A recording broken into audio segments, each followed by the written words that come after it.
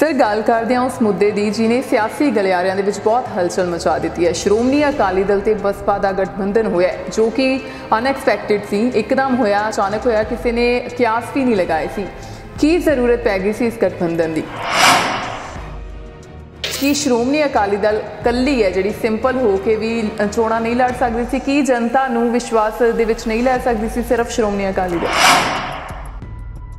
आने वाली इलैक्शनस ने हुण श्रोमणी अकाली दल ते बसपा का गठजोड़ होया, किहड़े मुख एजेंडे होणगे जिन्हां नूं लैके विकास की मतलब जिवें हुंदा है मुद्दा, किहड़े मुद्दिआं नूं लैके जिहड़ियां हुण आने वाली इलैक्शनस लड़ियां जाणगियां।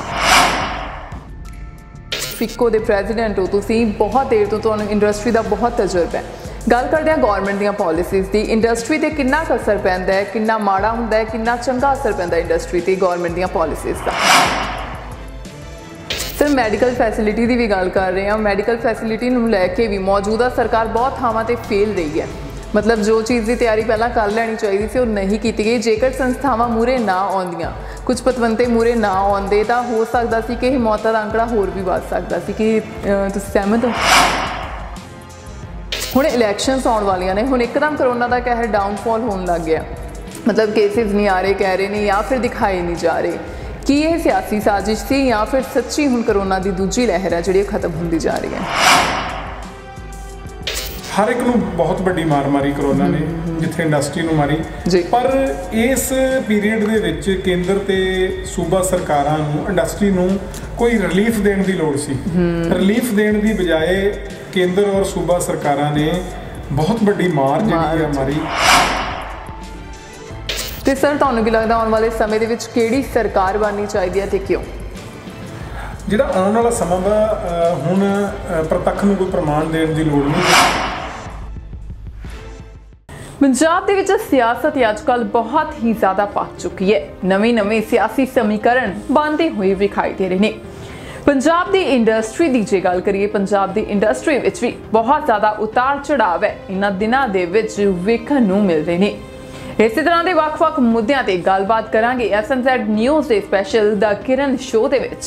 फीको प्रेजिडेंट इस दे नाल श्रोमणी अकाली दल के सीनियर लीडर गुरमीत सिंह कुलार जी दे नाल। Sat Sri Akal sir, SMZ news के द किरण शो दे विच तुहाडा बहुत-बहुत स्वागत है। सत श्री अकाल जी, मैं SMZ के सारे दर्शकों नूं मेरे वल्लों सत श्री अकाल।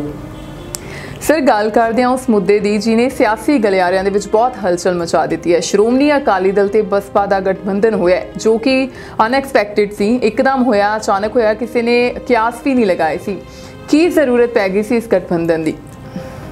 अगर गल करिए कि विधान सभा दी चोणां दे विच बहुत थोड़ा समा रह गया वा, बिल्कुल फरवरी 2022 दे विच देखिए तो तकरीबन 8-9 महीने रह गए। बिल्कुल बिल्कुल जी। ते ये रवायत आ कि जदों इलैक्शन नेड़े आउंदे आ तां हम ख्याली पार्टियां दा जिहड़ा गठजोड़ आ वो बहुत संभव होना शुरू हो जाता। बिल्कुल इस करके जिहड़ा ये गठजोड़ वाकई बहुत महत्वपूर्ण गठजोड़ मन्निया जा रहा जी, क्योंकि अज तो 25 साल पहला जदों ये गठजोड़ पहला भी होया सी तां उदों भी इस गठजोड़ की जिहड़ी परफॉर्मेंस सीगी वो बहुत अच्छी रही सी।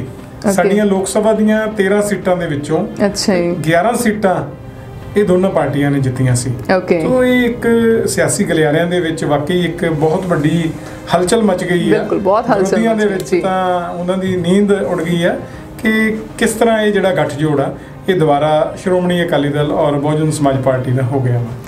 सर श्रोमणी अकाली दल बहुत पुरानी पार्टी है, जिवें कि सारे जानते हैं, और सत्ता विच भी काफ़ी देर रही है। की जरूरत पै गई सी गठबंधन की कि श्रोमणी अकाली दल कल्ली है जिहड़ी सिंपल हो के भी चोणां नहीं लड़ सकती सी, कि जनता नूं विश्वास दे विच नहीं लै सकती सी सिर्फ श्रोमणी अकाली दल?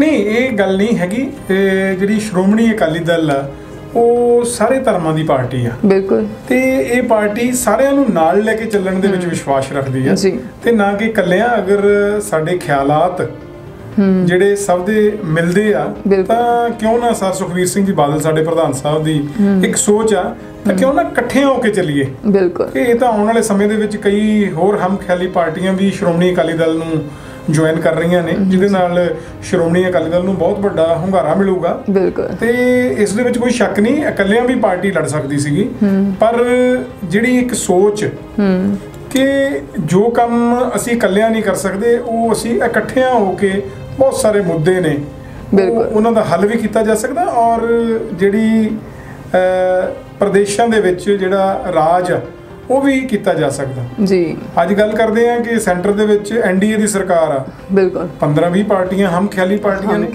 ਤੇ ਜਿਹੜੀਆਂ ਜਦੋਂ ਹਮ ਖਿਆਲੀ ਪਾਰਟੀਆਂ ਇਕੱਠੀਆਂ ਹੁੰਦੀਆਂ ਨੇ ਤਾਂ ਸੂਬੇ ਦੀ ਦੇਸ਼ ਦੀ ਗਰੋਥ ਹੁੰਦੀ ਹੈ। ਬਿਲਕੁਲ ਸਰ, ਜਿਵੇਂ ਕਿ ਤੁਸੀਂ ਇੰਡਸਟਰੀ ਨਾਲ ਰਿਲੇਟਡ ਹੋ, ਫਿੱਕੋ ਦੇ ਪ੍ਰੈਜ਼ੀਡੈਂਟ ਹੋ, ਤੁਸੀਂ ਬਹੁਤ ਦੇਰ ਤੋਂ ਤੁਹਾਨੂੰ ਇੰਡਸਟਰੀ ਦਾ ਬਹੁਤ ਤਜਰਬਾ ਹੈ।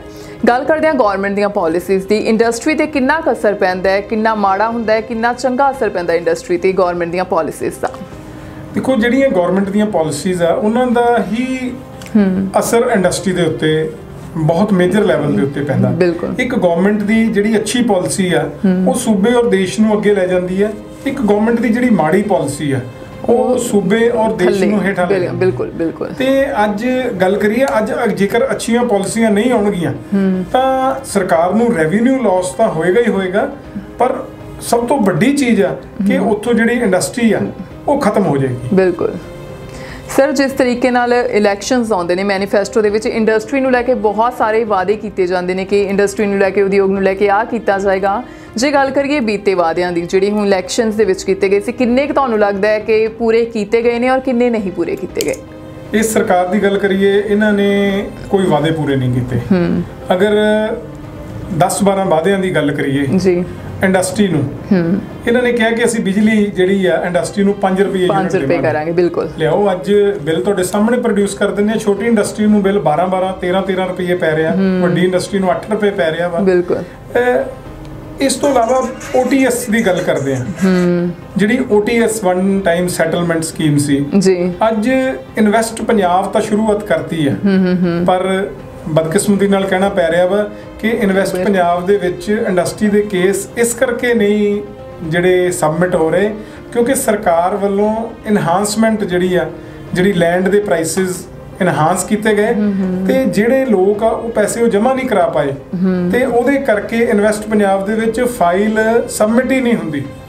ਸੋ ਸਰਕਾਰ ਨੂੰ ਸਭ ਤੋਂ ਪਹਿਲਾਂ OTS ਲਿਆਉਣ ਦੀ ਲੋੜ ਆ। ਜਿੰਨੀ ਦੇਰ ਤੱਕ ਨੋ ਡਿਊ ਨਹੀਂ ਖਤਮ ਹੁੰਦਾ ਉਨੀ ਦੇਰ ਤੱਕ ਨਵਾਂ ਯੂਨਿਟ ਕਿਵੇਂ ਲੱਗੇਗਾ? ਬਿਲਕੁਲ। ਸਰ, ਹੁਣ ਕਰੋਨਾ ਕਰਕੇ ਵੀ ਆਪਾਂ ਕਹੀਏ ਇੰਡਸਟਰੀ ਦਾ ਬਹੁਤ ਡਾਊਨਫਾਲ ਰਿਹਾ, ਸਾਰੇ ਸ਼ਾਪਸ ਬੰਦ ਰਹੀਆਂ, ਹਰ ਤਰ੍ਹਾਂ ਦੀ ਫੈਕਟਰੀ, ਹਰ ਚੀਜ਼ ਬੰਦ ਰਹੀ ਹੈ। ਉਹਦੇ ਨਾਲ ਗੱਲ ਕਰੀਏ ਆਰਥਿਕ ਮੰਦਹਾਲੀ ਬਹੁਤ ਜ਼ਿਆਦਾ ਆ ਗਈ। ਕਿੰਨਾ ਕੁ ਹੇਠਾਂ ਡਿੱਗ ਗਿਆ ਸਾਡੇ ਮਤਲਬ ਪੰਜਾਬ ਦੇ ਵਿੱਚ, ਲੁਧਿਆਣੇ ਦੇ ਵਿੱਚ ਇੰਡਸਟਰੀ ਦਾ ਪੱਧਰ? ਇੰਡਸਟਰੀ ਦਾ ਪੱਧਰ ਬਹੁਤ ਹੇਠਾਂ ਗਿਰ ਗਿਆ ਜੀ। ਅਗਰ ਲੁਧਿਆਣੇ ਦੀ ਗੱਲ ਕਰੀਏ, ਲੁਧਿਆਣਾ ਸਾਈਕਲ ਇੰਡਸਟਰੀ ਔਰ ਟੈਕਸਟਾਈਲ ਇੰਡਸਟਰੀ ਦੇ ਨਾਲ ਜਾਣਿਆ ਜਾਂਦਾ ਸੀ। ਔਰ ਇਸ ਲੁਧਿਆਣੇ ਦੀ ਬਦੌਲਤ ਭਾਰਤ ਦੁਨੀਆ ਦਾ ਸਭ ਤੋਂ ਵੱਡਾ ਦੇਸ਼ ਹੈ ਜਿਹੜਾ ਦੂਸਰੇ ਨੰਬਰ ਤੇ ਸਾਡਾ ਨਾਮ ਆਉਂਦਾ ਸਾਈਕਲ ਤੇ ਸਾਈਕਲ ਪਾਰਟਸ ਜੀ। ਪਰ ਅੱਜ ਅਸੀਂ ਆਪਣੇ ਆਪ ਨੂੰ ਚਾਈਨਾ ਨਾਲ ਕੰਪੇਅਰ ਕਰੀਏ ਤਾਂ ਅੱਜ ਚਾਈਨਾ 25 ਕਰੋੜ ਸਾਈਕਲ ਬਣਾਉਂਦਾ ਔਰ ਅਸੀਂ ਅੱਜ 1.5 ਕਰੋੜ ਸਾਈਕਲ ਬਣਾਉਂਦੇ ਹਾਂ। ਉੱਥੇ ਜਿਹੜੀ ਟੈਕਨੋਲੋਜੀ ਆ ਔਰ ਜਿਹੜੀ ਇੰਡੀਆ ਦੇ ਵਿੱਚ ਟੈਕਨੋਲੋਜੀ ਆ, ਸਾਡੀ ਨਾ ਤਾਂ ਸੂਬਾ ਸਰਕਾਰ ਨਾ ਹੀ ਸਾਡੀ ਕੇਂਦਰ ਸਰਕਾਰ ਬਿਲਕੁਲ ਬਾਈਸਾਈਕਲ ਇੰਡਸਟਰੀ ਨੂੰ ਉੱਪਰ ਲੈ ਕੇ ਜਾਣ ਦੇ ਵਿੱਚ ਅਸਫਲ ਰਹੀ ਹੈ।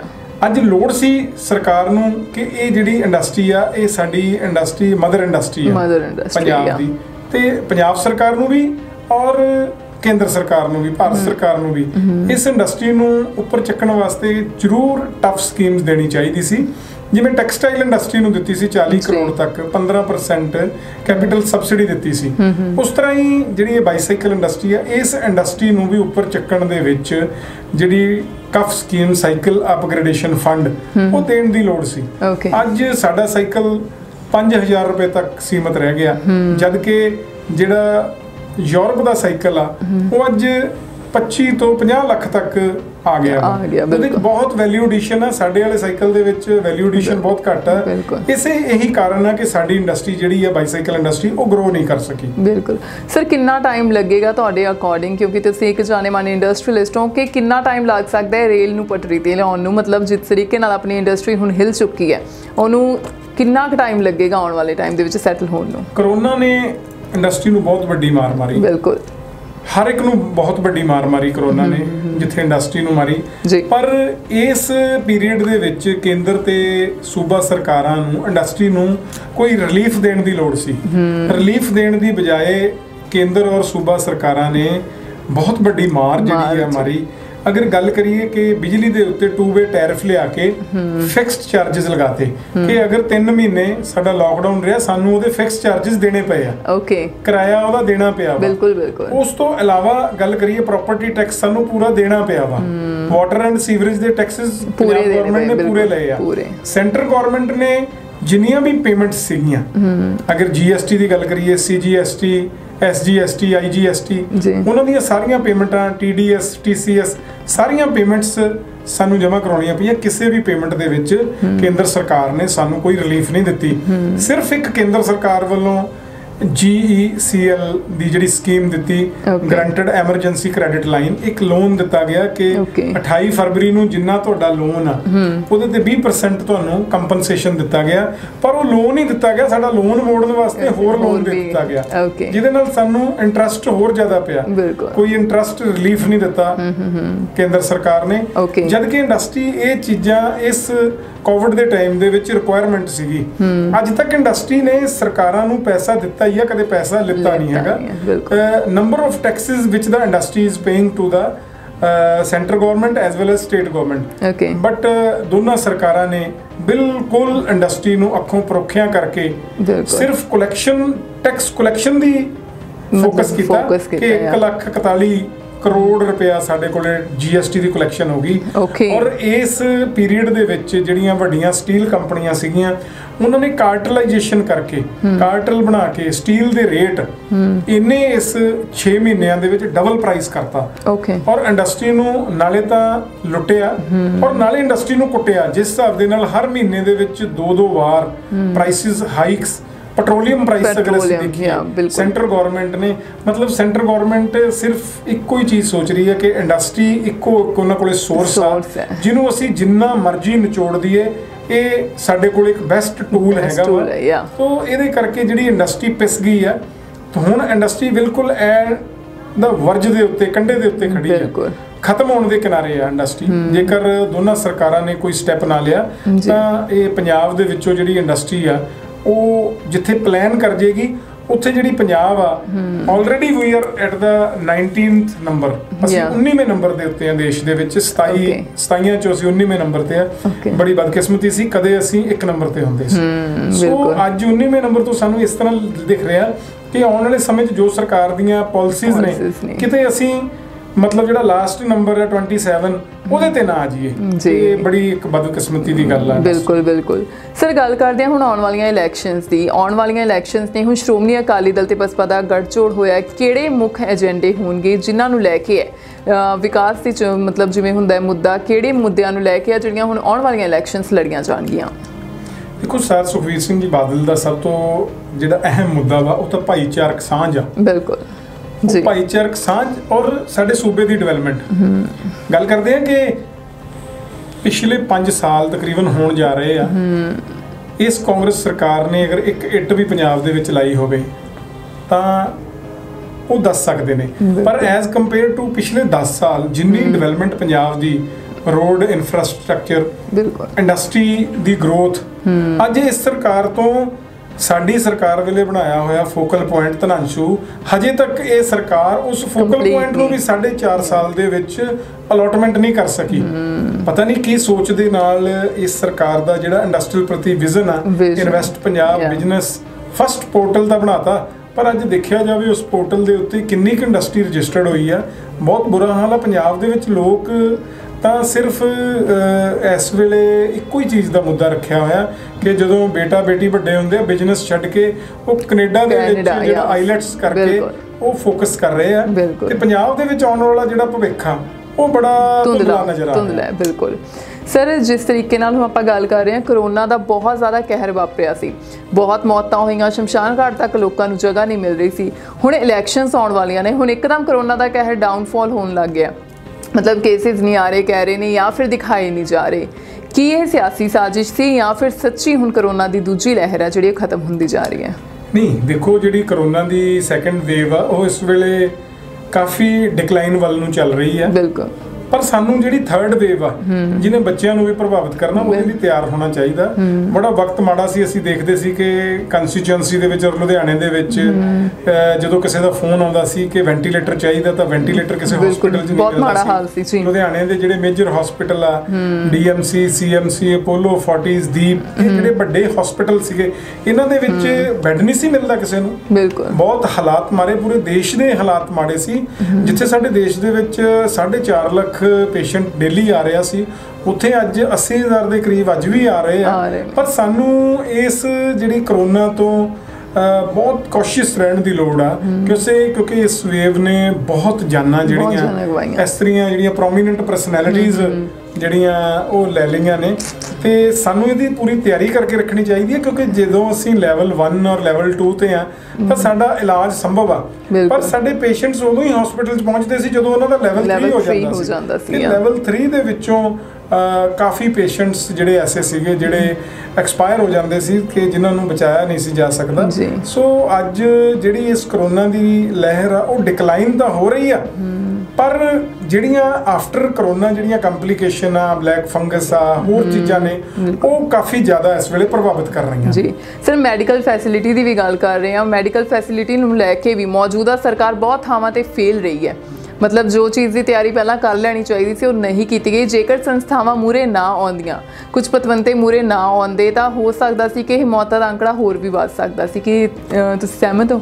ਮੈਂ ਇਹਦੇ ਨਾਲ ਬਿਲਕੁਲ ਸਹਿਮਤ ਹਾਂ। ਸਭ ਤੋਂ ਵੱਡੀ ਸੇਵਾ ਸ਼੍ਰੋਮਣੀ ਗੁਰਦੁਆਰਾ ਪ੍ਰਬੰਧਕ ਕਮੇਟੀ ਨੇ ਜਿਹੜੀ ਪੰਜਾਬ ਦੇ ਵਿੱਚ, ਤੇ ਅਗਰ ਪੂਰੇ ਭਾਰਤ ਦੇ ਵਿੱਚ ਦੇਖੀਏ ਤਾਂ ਦਿੱਲੀ ਵਿਖੇ ਜਿਹੜੀ ਗੁਰਦੁਆਰਾ ਮੈਨੇਜਮੈਂਟ ਕਮੇਟੀ ਨੇ ਬਹੁਤ ਵੱਡੀ ਸੇਵਾ ਕੀਤੀ।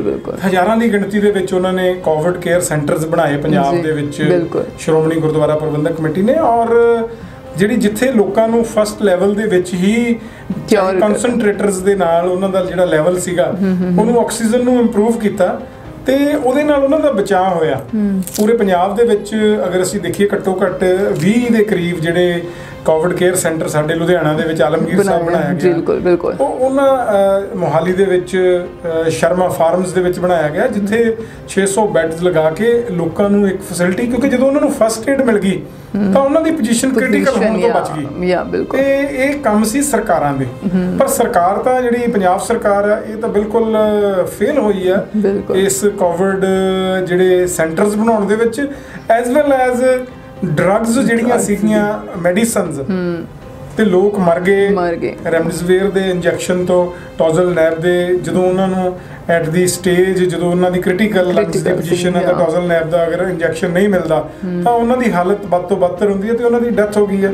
ਪਰ ਇਹ ਸੂਬਾ ਸਰਕਾਰ ਨੇ ਇਸ ਚੀਜ਼ ਵਾਲੇ ਪਾਸੇ ਕੋਈ ਧਿਆਨ ਨਹੀਂ ਦਿੱਤਾ। ਈਵਨ ਕਿ ਪੰਜਾਬ ਦੇ ਵਿੱਚ ਬਲੈਕ ਫੰਗਸ ਦੇ ਕੇਸਿਸ ਬਹੁਤ ਆਏ ਆ ਜਿਹਦੇ ਵਿੱਚ ਸਰਕਾਰ ਨੂੰ ਸੋਚਣ ਦੀ ਲੋੜ ਸੀ ਕਿ ਕਿਸ ਤਰ੍ਹਾਂ ਇਹ ਜਿਹੜੀਆਂ ਮੈਡੀਸਨਸ ਅਸੀਂ ਰਾਈਟ ਪਲੇਸ ਔਰ ਰਾਈਟ ਟਾਈਮ ਦੇ ਉੱਤੇ ਪ੍ਰੋਵਾਈਡ ਕਰਵਾਈਏ। ਇਹਦੇ ਵਿੱਚ ਇੱਕ ਸਭ ਤੋਂ ਵੱਡੀ ਚੀਜ਼ ਸੀ, ਅਸੀਂ ਸਾਡਾ ਪੇਸ਼ੈਂਟ DMC ਦੇ ਵਿੱਚ ਐਡਮਿਟਡ ਆ, this is the duty of the hospital to provide the medicine, ਤੇ ਜਦ ਕਿ ਉਹ ਉਸ ਜਿਹੜਾ ਪੀੜਤ ਵਿਅਕਤੀ ਆ ਉਹਦੇ ਪਰਿਵਾਰ ਨੂੰ ਕਹਿ ਦਿੰਦੇ, ਉਹ ਤਾਂ ਪਹਿਲਾਂ ਹੀ ਦੁਖੀ ਹੁੰਦੇ ਆ, ਤਾਂ ਜਦੋਂ ਉਹਨਾਂ ਨੂੰ ਕਿਤੇ ਮੈਡੀਸਨ ਨਹੀਂ ਮਿਲਦੀ, ਕੋਈ ਜੈਪੁਰ ਤੋਂ ਮੈਡੀਸਨ ਕੋਈ ਦਿੱਲੀੋਂ ਅਰੇਂਜ ਕਰਦਾ ਵਾ, ਇਹ ਹਸਪੀਟਲਸ ਦਾ ਔਰ ਸਰਕਾਰਾਂ ਦਾ ਕੰਮ। ਕੋਈ ਲੁਧਿਆਣਾ ਦੇ ਵਿੱਚ ਨੋਡਲ ਏਜੰਸੀ ਬਣਾ ਦੇਣੀ ਚਾਹੀਦੀ ਸੀ ਕਿ ਇੱਥੋਂ ਮੈਡੀਸਨ ਮਿਲੇਗੀ, ਪਰ ਉਸ ਚੀਜ਼ ਦੀ ਬਜਾਏ ਸਰਕਾਰਾਂ ਨੇ ਮੁਨਾਫਾਖੋਰੀ ਵਾਲੇ ਪਾਸੇ ਧਿਆਨ ਦਿੱਤਾ। ਬਿਲਕੁਲ, ਕਾਲਾਬਾਜ਼ਾਰੀ ਬਹੁਤ ਹੋਈ। ਜਿਹੜਾ ਇੰਜੈਕਸ਼ਨ 600 ਰੁਪਏ ਦਾ ਸੀ ਉਹ 25,000 ਦਾ ਵਿੱਚ ਹੈਗਾ, ਜਿਹੜਾ ਟੋਜ਼ਲਨੈਬ ਦਾ ਸੀਗਾ ਉਹ 1 ਲੱਖ 1.5 ਲੱਖ ਰੁਪਏ ਦਾ। ਜਿਹੜੀਆਂ ਮੈਡੀਸਨਸ ਜ਼ਰੂਰੀ ਦੀਆਂ ਸੀਗੀਆਂ ਉਹਨਾਂ ਦੇ ਉੱਤੇ ਕਾਲਾਬਾਜ਼ਾਰੀ ਕਰਕੇ ਜਿਹਦੇ ਉੱਤੇ ਜਿਹੜੀ ਸਾਡੀ ਸਟੇਟ ਗਵਰਨਮੈਂਟ ਆ ਉਹ ਬਿਲਕੁਲ ਅਸਫਲ ਰਹੀ ਆ, ਉਹ ਪ੍ਰੋਵਾਈਡ ਨਹੀਂ ਕਰ ਸਕੀ। ਇੱਕ ਲੁਧਿਆਣਾ ਦੇ ਵਿੱਚ ਇੱਕ ਸੈਂਟਰਲ ਮੈਡੀਸਨ ਸ਼ਾਪ ਬਣਾਉਣੀ ਚਾਹੀਦੀ ਸੀ ਜਿੱਥੋਂ ਇਹ ਲਾਈਫ ਸੇਵਿੰਗ ਡਰੱਗਸ ਜਿਹੜੀਆਂ ਸੀ, ਬਾਕੀ ਡਰੱਗਸ ਤਾਂ ਮਿਲ ਜਾਂਦੀਆਂ, ਇਹ ਲਾਈਫ ਸੇਵਿੰਗ ਡਰੱਗਸ ਜਿਹੜੀਆਂ ਮਿਲ ਜਾਣ ਉਹ ਇਹਨਾਂ ਨੂੰ ਇੱਕ ਸੈਂਟਰ ਜ਼ਰੂਰ ਬਣਾਉਣਾ ਚਾਹੀਦਾ ਸੀ। ਉਸ ਦੇ ਵਿੱਚ ਵੀ ਸੂਬਾ ਸਰਕਾਰ ਕੁਝ ਨਹੀਂ ਕਰ ਸਕੀ। ਬਿਲਕੁਲ। ਤੇ ਸਰ, ਤੁਹਾਨੂੰ ਕੀ ਲੱਗਦਾ ਆਉਣ ਵਾਲੇ ਸਮੇਂ ਦੇ ਵਿੱਚ ਕਿਹੜੀ ਸਰਕਾਰ ਬਣਨੀ ਚਾਹੀਦੀ ਹੈ ਤੇ ਕਿਉਂ? ਜਿਹੜਾ ਆਉਣ ਵਾਲਾ ਸਮਾਂ ਵਾ, ਹੁਣ ਪ੍ਰਤੱਖ ਨੂੰ ਕੋਈ ਪ੍ਰਮਾਣ ਦੇਣ ਦੀ ਲੋੜ ਨਹੀਂ। ਜਿਹੜਾ ਆਉਣ ਵਾਲਾ ਸਮਾਂ ਵਾ ਉਹ ਜਿਹੜੀ ਸਰਕਾਰ ਨੇ ਜਿਹੜੇ ਵਾਅਦੇ ਕੀਤੇ ਉਹ ਪੂਰੇ ਕੀਤੇ। ਅਗਰ ਇਸ ਸਰਕਾਰ ਨੇ ਅਸੀਂ ਗੱਲ ਕਰੀਏ, ਇਸ ਸਰਕਾਰ ਨੇ 51,000 ਜਿਹੜੀ ਸ਼ਗਨ ਸਕੀਮ ਸੀ ਉਹ ਨਹੀਂ ਦੇ ਸਕੀ।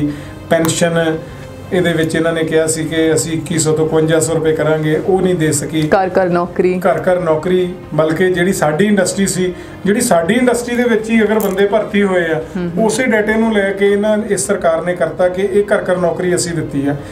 ਮਤਲਬ ਇਹ ਸਰਕਾਰ ਨੇ ਨਾ ਫੇਕ ਚੀਜ਼ ਵੱਲ ਜ਼ਿਆਦਾ ਧਿਆਨ ਦਿੱਤਾ ਵਾ ਕਿ ਅਸੀਂ ਜਿਹੜੀਆਂ ਫਿਗਰਸ ਨੂੰ ਕਰਕੇ ਆਪਣੇ ਆਪ ਨੂੰ ਸ਼ੋਅ ਕਰ ਲਈਏ ਕਿ ਅਸੀਂ ਪਿਛਲੀ ਸਰਕਾਰ ਦੇ ਨਾਲੋਂ ਜ਼ਿਆਦਾ ਕੰਮ ਕੀਤਾ। ਪਰ ਪੰਜਾਬ ਦੇ ਲੋਕ ਜਾਣ ਚੁੱਕੇ ਨੇ, ਔਰ ਪਿਛਲੀ ਜਿਹੜੀ 10 ਸਾਲ ਸ਼੍ਰੋਮਣੀ ਅਕਾਲੀ ਦਲ ਦੀ ਸਰਕਾਰ ਰਹੀ ਆ, ਉਸ ਸਰਕਾਰ ਨੇ ਕੰਮ ਕਰਕੇ ਦਿਖਾਏ। ਅੱਜ ਗੱਲ ਕਰਦੇ ਹਾਂ ਕਿ ਸਭ ਤੋਂ ਜ਼ਰੂਰੀ ਚੀਜ਼ ਇੰਡਸਟਰੀ ਨੂੰ ਬਿਜਲੀ ਆ। ਬਿਜਲੀ ਸਰਪਲਸ ਕਰਕੇ ਪੰਜਾਬ ਸੂਬਾ ਬਣਾਇਆ।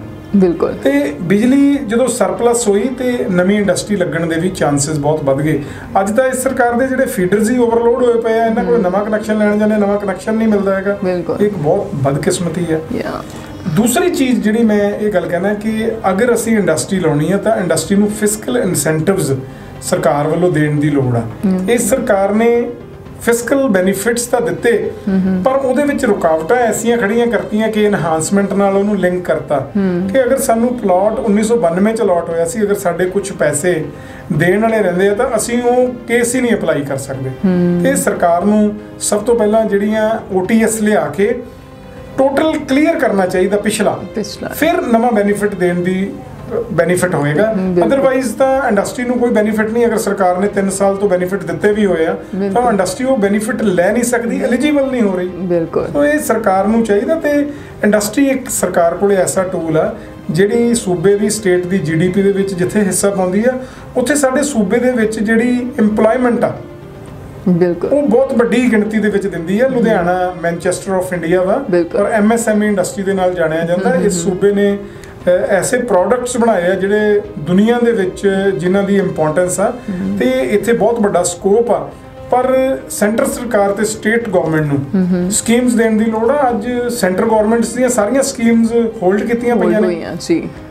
ਜਿਹੜੀ capital link credit subsidy scheme ਆ, ਜਿਹੜੀ ਕਿ ਅਸੀਂ ਅਗਰ ਕੋਈ ਮਸ਼ੀਨਰੀ ਲੈਣੇ ਆ, ਉਹਦੇ ਤੇ ਲੋਨ ਲੈਣੇ ਆ 1 ਕਰੋੜ ਦਾ, ਤਾਂ ਸਰਕਾਰ ਸਾਨੂੰ 15 ਲੱਖ ਰੁਪਈਆ ਦਿੰਦੀ ਆ। ਪਿਛਲੇ 4.5 ਸਾਲ ਤੋਂ ਸਕੀਮ ਬੰਦ ਪਈ ਆ। ਅੱਛਾ। ਉਸ ਤੋਂ ਇਲਾਵਾ ਹੋਰ ਜਿਹੜੀਆਂ ਸਕੀਮਸ ਆ ਉਹ ਸਰਕਾਰ ਨੇ ਸਾਰੀਆਂ ਸਸਪੈਂਡ ਕੀਤੀਆਂ ਪਈਆਂ ਨੇ। ਬਿਲਕੁਲ।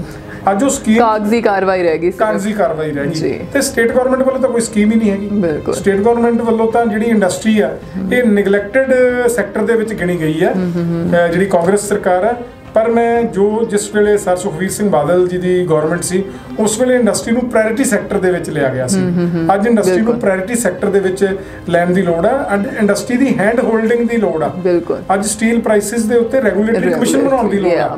ਕਿ ਪਰ ਇਹ ਸਰਕਾਰ ਇਸ ਚੀਜ਼ ਤੋਂ ਛੱਡ ਕੇ ਸਰਕਾਰ ਨੇ ਕੁਝ ਹੋਰ ਜ਼ਿਆਦਾ ਚੀਜ਼ਾਂ ਨੂੰ ਪ੍ਰੈਫਰੈਂਸ ਦਿੱਤੀ ਹੋਈ ਹੈ ਕਿ ਠੇਕਿਆਂ ਦਾ ਟਾਈਮ ਕਿੰਨਾ ਵੱਧ ਤੋਂ ਵੱਧ ਖੋਲ ਕੇ ਰੱਖਣਾ ਵਾ। ਇਸ ਤੋਂ ਇਲਾਵਾ ਜਿਹੜਾ ਇਸ ਸਰਕਾਰ ਨੇ ਇਹ ਦੇਖਿਆ ਕਿ ਵਿਦਿਆਰਥੀਆਂ ਦਾ ਜਿਹੜਾ ਵਜ਼ੀਫਾ ਵਾ ਉਸ ਨੂੰ ਕਿਸ ਤਰ੍ਹਾਂ ਅਸੀਂ ਆਪਣੇ ਕੋਲ ਰੱਖ ਕੇ ਵਿਦਿਆਰਥੀ, ਜੇਕਰ ਸਾਡੀ ਸਟੇਟ ਦੇ ਵਿੱਚ ਐਜੂਕੇਸ਼ਨ ਦੀ ਕਮੀ ਰਹਿ ਗਈ ਤਾਂ ਅਸੀਂ ਕਿਸ ਤਰ੍ਹਾਂ ਆਪਣੀ ਸਟੇਟ ਨੂੰ ਅੱਗੇ ਲੈ ਕੇ ਜਾਵਾਂਗੇ। ਅੱਜ ਉਹਨਾਂ ਚੀਜ਼ਾਂ ਨੂੰ ਫੋਕਸ ਕਰਨ ਦੀ ਲੋੜ ਆ। ਮੈਂ ਗੱਲ ਕਰਦਾ ਕਿ ਸਰਕਾਰ ਅਗਰ ਸਾਨੂੰ 3 ਚੀਜ਼ਾਂ ਜਿਹੜੀਆਂ ਹੈਗੀਆਂ ਵਾ ਉਹ ਦੇ ਦੇਵੇ। ਸਭ ਤੋਂ ਚੀਜ਼ ਐਜੂਕੇਸ਼ਨ, ਸੈਕੰਡ ਮੈਡੀਕਲ, ਔਰ ਥਰਡ ਜਿਹੜੇ ਸਟਾਰਟਅਪਸ ਆ ਉਹਨਾਂ ਨੂੰ ਇੱਕ ਇਨੀਸ਼ੀਏਟਿਵ ਲੈ ਕੇ ਉਹਨਾਂ ਨੂੰ ਇੱਕ ਲੌਂਗ ਜੰਪ ਮਾਰਨ ਵਾਸਤੇ ਉਹਨਾਂ ਨੂੰ ਇੱਕ ਸਪੋਰਟ ਦੇਣ। ਤਾਂ ਚੌਥੀ ਚੀਜ਼ ਨਹੀਂ ਸਾਨੂੰ ਚਾਹੀਦੀ ਹੈਗੀ, ਤਾਂ ਇਹ ਐਂਟਰਪ੍ਰੈਨਿਓਰਸ ਦਾ ਸ਼ਹਿਰ ਆ। ਰਤਨ ਟਾਟਾ ਨੇ ਵੀ ਕਿਹਾ ਸੀ ਕਿ ਜਿਹੜਾ business never stops, it always continues. Entrepreneurs who use the new ways, new technology will replace entrepreneurs who do not. Okay, so ਬਹੁਤ ਵਧੀਆ ਸਰ, ਤੁਸੀਂ ਗੱਲਾਂ ਸਾਂਝੀਆਂ ਕੀਤੀਆਂ। ਹੁਣ ਚਾਹੁੰਦੇ ਹਾਂ ਕਿ ਸਾਡੇ ਦਰਸ਼ਕਾਂ ਨੂੰ ਜਾਂਦੇ ਜਾਂਦੇ ਕੋਈ ਮੈਸੇਜ ਜ਼ਰੂਰ ਦੇ ਕੇ ਜਾਓ। ਕਿਸ ਚੀਜ਼ ਦੇ ਉੱਤੇ ਮੈਸੇਜ ਦੇਣਾ ਵਾ? ਜਿਸ ਮਰਜ਼ੀ ਤੇ, ਜਿਸ ਤੇ ਤੁਸੀਂ ਗੱਲ ਸ਼ੇਅਰ ਕਰਨਾ ਚਾਹੁੰਦੇ ਹੋ ਇਲੈਕਸ਼ਨਸ ਨੂੰ ਲੈ ਕੇ, ਜਾਂ ਫਿਰ ਨਹੀਂ, ਮੈਂ ਜਿਹੜਾ ਇੱਕ ਮੈਸੇਜ ਜ਼ਰੂਰ ਦੇਵਾਂਗਾ ਸਾਰੇ ਦਰਸ਼ਕਾਂ ਨੂੰ ਕਿ ਅੱਜ ਜਿਹੜਾ ਕੋਵਿਡ ਦਾ ਟਾਈਮ ਚੱਲ ਰਿਹਾ, ਸਾਨੂੰ ਜਿੱਥੇ ਆਪਣਾ ਬਚਾਓ ਰੱਖਣਾ ਵਾ ਉੱਥੇ ਸਾਨੂੰ ਦੂਸਰਿਆਂ ਦਾ ਬਚਾਓ ਵੀ ਜ਼ਰੂਰ ਰੱਖਣ ਦੀ ਲੋੜ ਆ। ਔਰ ਸੈਕੰਡ, ਸਾਨੂੰ ਵੈਕਸੀਨੇਸ਼ਨ ਜ਼ਰੂਰ ਕਰਾਉਣ ਦੀ ਲੋੜ ਆ।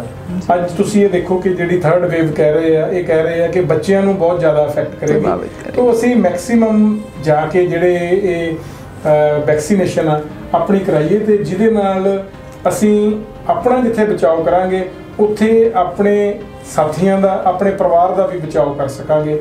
ਬਹੁਤ ਬਹੁਤ ਧੰਨਵਾਦ। Thank you so much sir, ਸਾਨੂੰ ਇਨਾ ਪ੍ਰੀਸ਼ੀਅਸ ਟਾਈਮ ਦੇਣ ਦੇ ਲਈ ਤੇ ਸਾਡੇ ਕਿਰਨ ਸ਼ੋਅ ਦਾ ਹਿੱਸਾ ਬਣਨ ਦੇ ਲਈ। Thank you.